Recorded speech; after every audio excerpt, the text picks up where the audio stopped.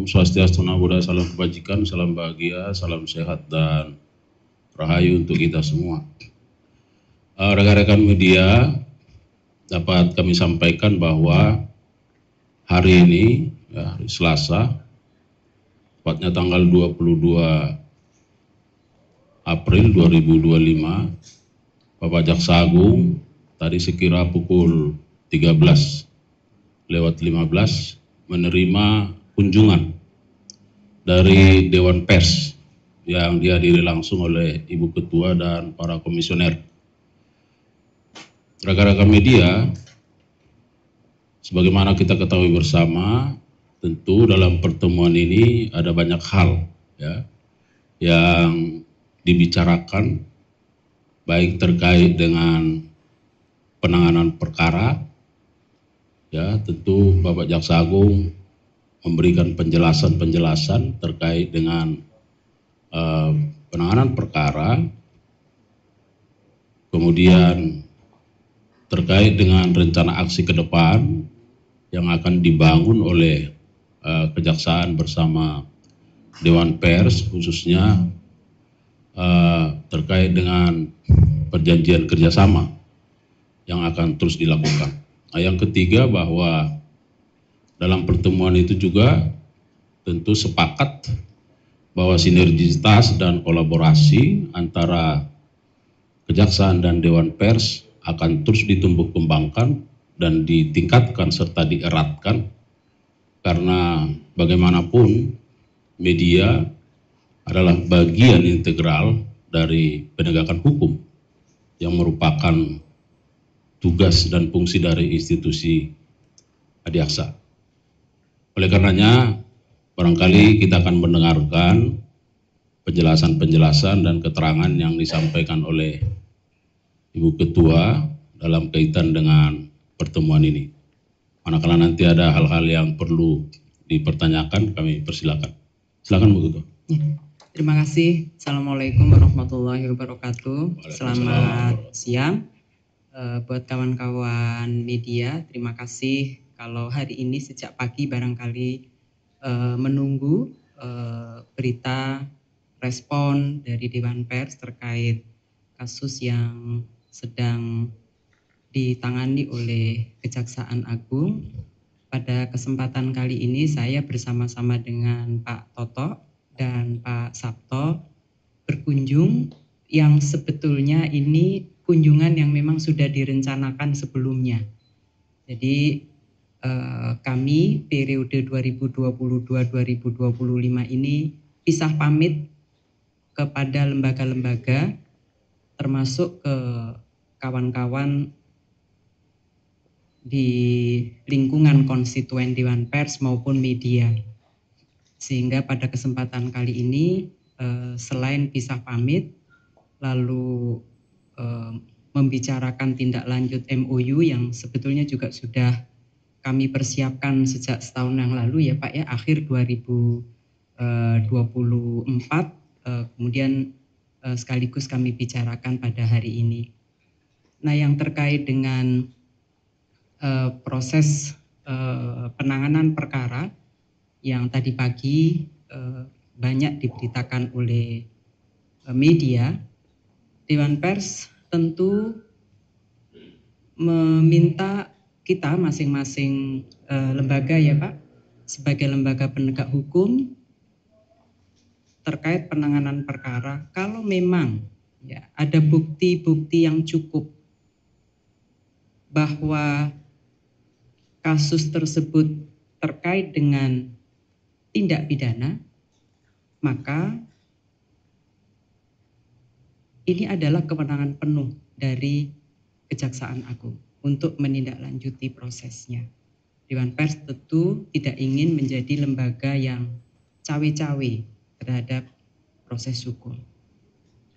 Tetapi terkait dengan pemberitaan untuk menilai apakah sebuah karya pemberitaan itu masuk kategori karya jurnalistik atau bukan, ini adalah kewenangan etik dan yang melakukan penilaian adalah Dewan Pers, sebagaimana yang ditunjuk di dalam Undang-Undang 40 tahun 99. Dan untuk ini maka saya selaku Ketua Dewan Pers dan juga Pak Jaksa Agung disaksikan langsung oleh Pak Kapuspen dan anggota Dewan Pers sepakat untuk saling menghormati proses yang sedang dijalankan dan masing-masing menjalankan tugasnya sebagaimana mandat yang diberikan oleh undang-undang kepada kami. Di Kode Etik Jurnalistik di pasal 6 khususnya memang mengatur soal perilaku-perilaku dari para pekerja pers, jurnalis ya. Kalau ada indikasi tindakan-tindakan yang berupa suap atau penyalahgunaan profesinya. Ada pengaturan di dalam kode etik dan itu masuk ranah wilayah etik di pasal 6 dan pasal 8. Kami Dewan Pers tentu akan menilai dua hal. Yang pertama soal pemberitaannya, apakah ada pelanggaran terhadap kode etik pasal 3 misalnya cover both side atau tidak, ada proses uji akurasi dan lain-lain. Yang kedua adalah menilai perilaku dari wartawan, apakah ada tindakan-tindakan yang melanggar kode etik sebagai wartawan di dalam menjalankan tugasnya, dalam menjalankan profesionalisme kerjanya. Karena pers itu memerlukan dua hal yang harus berjalan seiring. Perusahaan persnya harus profesional, jurnalisnya juga harus profesional. Artinya bekerja secara demokratis, bekerja tidak mencampur adukkan antara opini dengan fakta, menggunakan standar moral yang tinggi, nggak minta-minta duit, nggak nyuap, dan menggunakan azas praduga tidak bersalah. 4 hal ini adalah prinsip demokratis untuk melahirkan karya jurnalistik dan berkualitas. Dan untuk ini Dewan Pers punya kewajiban untuk menjaga dan menilai, punya hak untuk menilai. Nah itulah kami ketika duduk bersama dan menyepakati ada ranah yang dilakukan oleh kejaksaan, tetapi juga ada ranah yang dilakukan oleh Dewan Pers. Saya kira itu. Terima kasih. Sebagai tambahan dan penegasan, perlu kami sampaikan yang pertama bahwa kami juga tadi menjelaskan kepada Dewan Pers, yang pertama bahwa perbuatan yang dipersangkakan kepada yang bersangkutan itu adalah perbuatan personal yang tidak terkait dengan media. Itu tegas. Dan yang kedua, bahwa yang dipersoalkan oleh kejaksaan bukan soal pemberitaan, karena kita tidak anti kritik. Bahkan rekan-rekan media tahu bagaimana sejak saya menjadi Kapuspenkum di sini. Tetapi yang dipersoalkan adalah tindak pidana permufakatan jahatnya antar pihak-pihak ini, sehingga melakukan perintangan terhadap proses hukum yang sedang berjalan. Ada rekayasa di situ. Dan setelah mendapat penjelasan-penjelasan itu, tentu terkait dengan penegakan hukum, Dewan Pers sangat menghormati itu. Dan kami juga menyampaikan kepada Dewan Pers bahwa terkait dengan proses etik dan penilaian terhadap karya jurnalistik, kami menghormati Dewan Pers akan melakukan itu. Jadi oleh karenanya, supaya teman-teman media yang hadir pada kesempatan ini bisa menjadi saluran informasi bagi berbagai pandangan yang barangkali ada perbedaan-perbedaan. Saya kira itu sangat demokratis sekali, tetapi harus bisa dilihat, dimaknai esensi dari penanganan perkara ini. Saya kira itu penegasan. Ya. Terima kasih untuk kehadiran Ibu Ketua dan para komisioner dari Dewan Pers dan juga dari teman-teman media. Barangkali ada beberapa pertanyaan? Silakan mulai dari depan dulu. Atau ada tambahan dari Pak Sabta? Cukup, ya, silakan. Dewan Pers akan memanggil pihak JKT untuk memeriksa arsitek jurnalistiknya atau bagaimana? Belum, jadi kami akan mengumpulkan berita-berita yang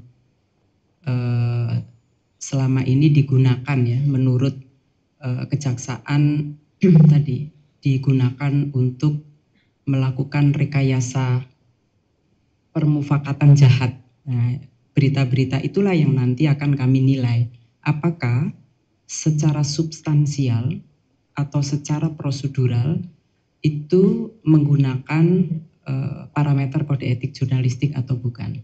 Kami ingin memastikan terlebih dahulu.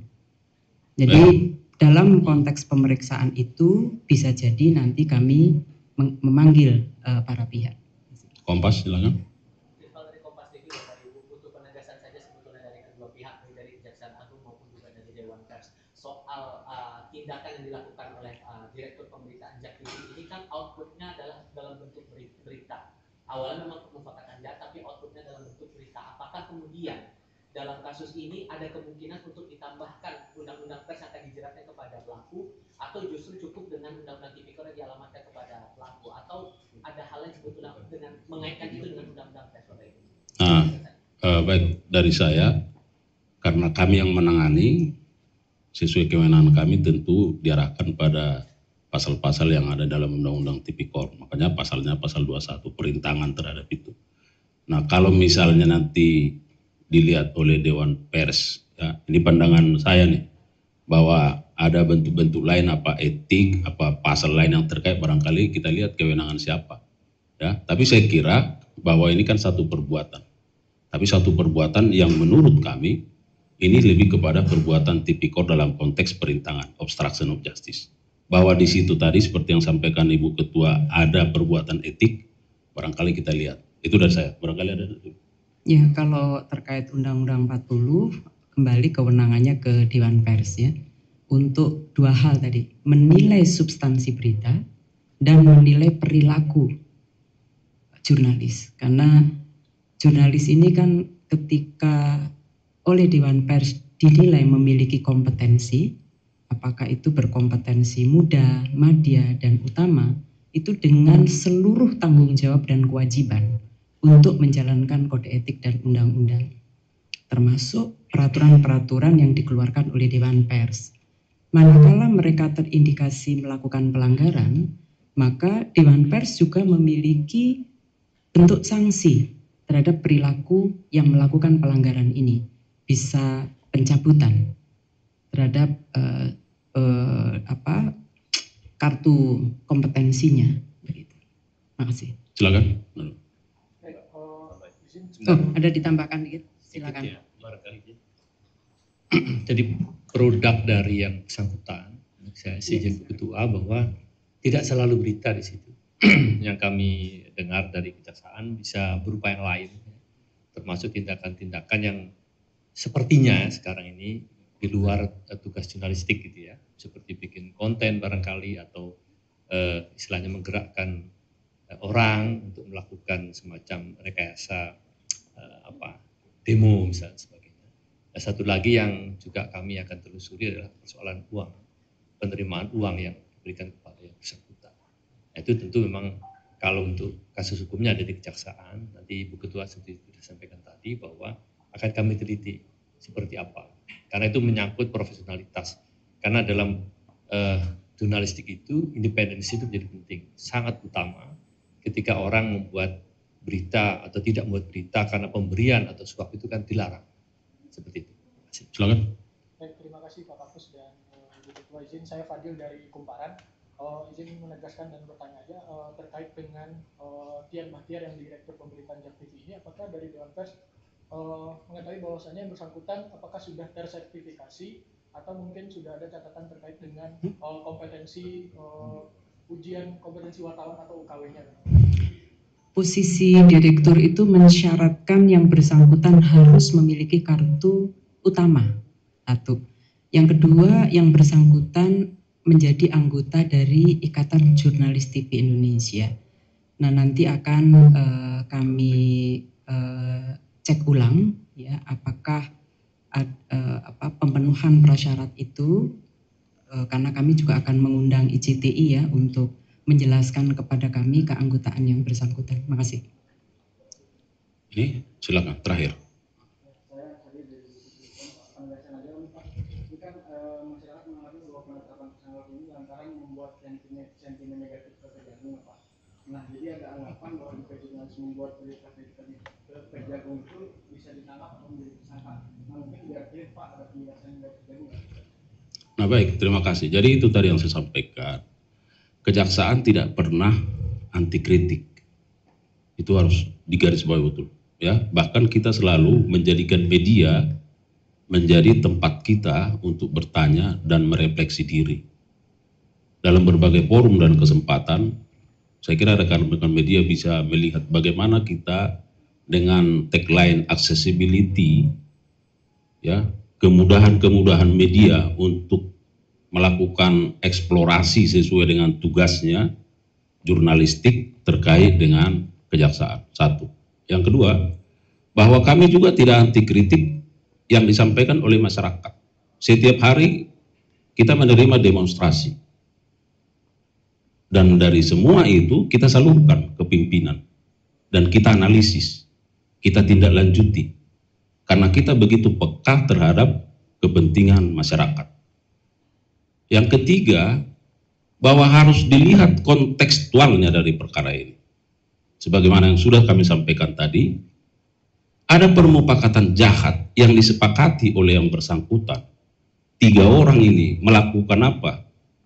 Melakukan permufakatan jahat untuk seolah-olah institusi ini busuk. Padahal kenyataannya tidak demikian. Dengan informasi yang tidak benar, dikemas. Untuk apa? Mempengaruhi public opini. Kemarin saya sudah sampaikan bahwa ada 3 peran yang dimainkan oleh para pelaku ini. Peran sebagai tim juridis yang berhadapan langsung dengan aktivitas persidangan, proses peradilan, tetapi ada peran social engineering. Coba rekan-rekan media bisa bayangkan apa yang tidak kami lakukan, tapi dinyatakan seolah-olah kami lakukan. Semua dalam rangka apa? Pelemahan terhadap institusi. Untuk apa? Untuk penanganan perkara supaya sesuai dengan kehendaknya. Ada peran tim non-juridis. Karena kita tahu, pasal sangkalnya ada 60 miliar. Dari proses hukum terkait dengan dugaan suap dan atau gratifikasi. Nah, berkali-kali saya sampaikan bahwa peran dari ketiga orang ini pada akhirnya apa? Mempengaruhi bagaimana pandangan-pandangan masyarakat, bagaimana pandangan termasuk pandangan peradilan terhadap institusi kejaksaan karena melakukan mobilisasi massa. Massa disuruh demonstrasi dibayar dan itu terkonfirmasi dan kita sudah rilis. Ya. Ada pembuatan konten, ada pembuatan talk show yang seolah-olah itu diramu menjadi sesuatu pembenaran, padahal tidak demikian. Saya harus sampaikan ke masyarakat melalui teman media, ada kelangkaan minyak, lalu kejaksaan memproses, ditemukan ada perbuatan pidana, orang-orangnya diproses, lalu menurut kami ada kerugian keuangan negara. Kerugian keuangan negara ini oleh putusan pengadilan tidak bisa diminta kepada perorangan, tetapi kepada korporasi. Oke. Lalu kita sidik korporasi. Lalu di korporasi di-onslah. Kenapa di-onslah? Salah satunya adalah pembentukan opini. Salah satunya pembentukan opini juridis yang dimainkan oleh 3 peran tadi. Dilakukan gugatan perdata, dilakukan gugatan tun, dan ini dipublikasi. Seolah-olah apa? Bahwa tindakan kejaksaan dalam rangka menyidik korporasi untuk meminta membayar uang pengganti tidak diperkenankan menurut hukum. Jadi secara juridis dimainkan, kemudian rekayasa sosial dimainkan, dan non juridis dimainkan. Ya, jadi tolong disampaikan kepada masyarakat bahwa harus kontekstual melihat, memandang perkara ini. Dan saya kira ini juga menjaga martabat dari teman-teman jurnalis, teman-teman wartawan. Saya kira begitu. Ya, makasih.